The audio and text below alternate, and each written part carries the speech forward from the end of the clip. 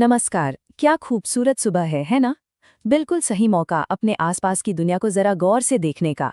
तो चलिए साथ मिलकर देखते हैं कि आज हम क्या नया खोज सकते हैं।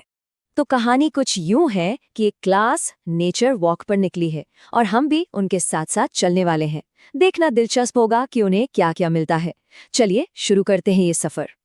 तो हमारे इस सफर का पहला पड़ाव है प्रकृति की सैर। देखते हैं कि इस सैर का मकसद क्या है। अच्छा, तो इस सफर में हमारे साथ दो गाइड हैं। मिलिए।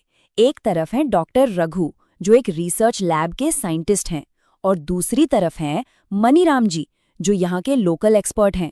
और जानते हैं, वो तो पक्षियों की बोली की हूबहू नकल भी कर लेते हैं। वाह! एक वैज्ञानिक और एक प्रकृतिवादी, कमाल की जोड़ी है ना? वॉक शुरू करने से भी पहले जरा इस संस्कृत कहावत पर गौर कीजिए। बड़े पेड़ दूसरों को छांव देते हैं, पर खुद तेज धूप में खड़े रहते हैं। उनके फल भी दूसरों के लिए ही होते हैं। अच्छे लोग पेड़ों की तरह ही होते हैं। कितनी गहरी बात है। ये हमें याद दिलाती है कि प्रकृति हमें कितना कुछ देती है और हमें उसकी कद्र करनी चाहिए।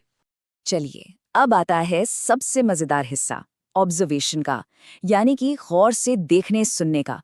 लेकिन ये सिर्फ आंखों का काम नहीं है। हमें अपनी सारी इंद्रियों को, मतलब हमारे सारे सेंसेस को जगाना होगा। तो बच्चों को कुछ सीधे साधे इंस्ट्रक्शंस दिए गए। पहला, अपने चारों तरफ हर चीज को देखो। दूसरा, बाग में जो अलग अलग तरह की महक है उसे महसूस करो। तीसरा, हर तरह की आवाज को ध्यान से सुनो। और हाँ, सबसे जरूरी बात, किसी भी जीव जंतु को परेशान नहीं करना है, उन्हें कोई नुकसान नहीं पहुंचाना है। तो शुरुआत हुई पौधों की दुनिया से। जरा इन दो तस्वीरों को देखिए। एक तरफ है वो मामूली सी घास जो हमारे पैरों के नीचे होती है, और दूसरी तरफ ये खिलखिलाता सुर्ख लाल गुड़हल का फूल।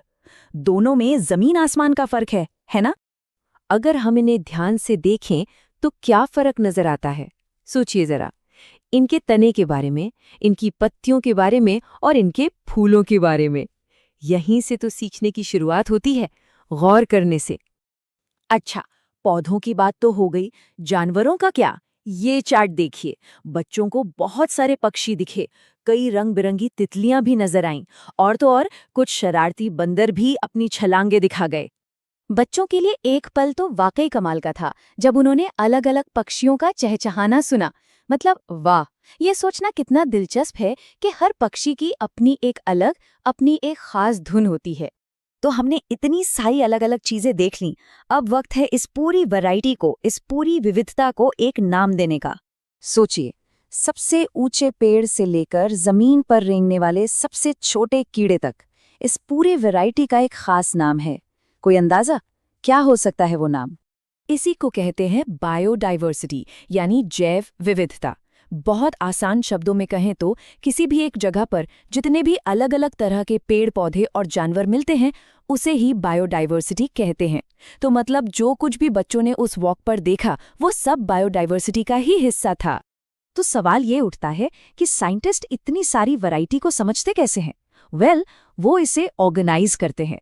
वो जो कुछ भी देखते हैं उसे बहुत ध्यान से, सिस्टमैटिक तरीके से रिकॉर्ड करते हैं। ये देखिए इसका एक बेहतरीन उदाहरण। ये एक ऑब्जर्वर की नोटबुक जैसी है। देखिए कैसे घास, तुलसी और गुड़हल की हर छोटी बड़ी बात को नोट किया गया है। तना सख्त है या मुलायम, पत्तियां कैसी दिखती हैं, फूल का रंग क्या है, हर एक डिटेल जरूरी है। और बस इसी तरह से जो हम देखते हैं वो डेटा में बदल जाता है। अब आते हैं आखिरी हिस्से पर। इन सब का मतलब क्या है? मतलब सिर्फ देखने और नोट करने से हम समझने तक का सफर कैसे तय करते हैं। ये देखिए, सीखना ऐसे ही तो होता है। सारे स्टूडेंट्स मिलकर बता रहे हैं कि किसने क्या क्या देखा। जब हर कोई अपने ऑब्जर्वेशंस शेयर करता है तो धीरे धीरे पूरी पिक्चर साफ होने लगती है। और देखते ही देखते पूरा का पूरा ब्लैक बोर्ड तरह तरह की ड्राइंग से भर गया। हर ड्राइंग अपने आप में एक नई खोज थी, एक नई डिस्कवरी। हर किसी ने कुछ न कुछ अलग और अनोखा देखा था। तो इतनी सारी इन्फॉर्मेशन को समझने का तरीका क्या है? तरीका है ग्रुपिंग। सबसे पहले हम देखते हैं कि चीजों में क्या समानताएं हैं और क्या फर्क है।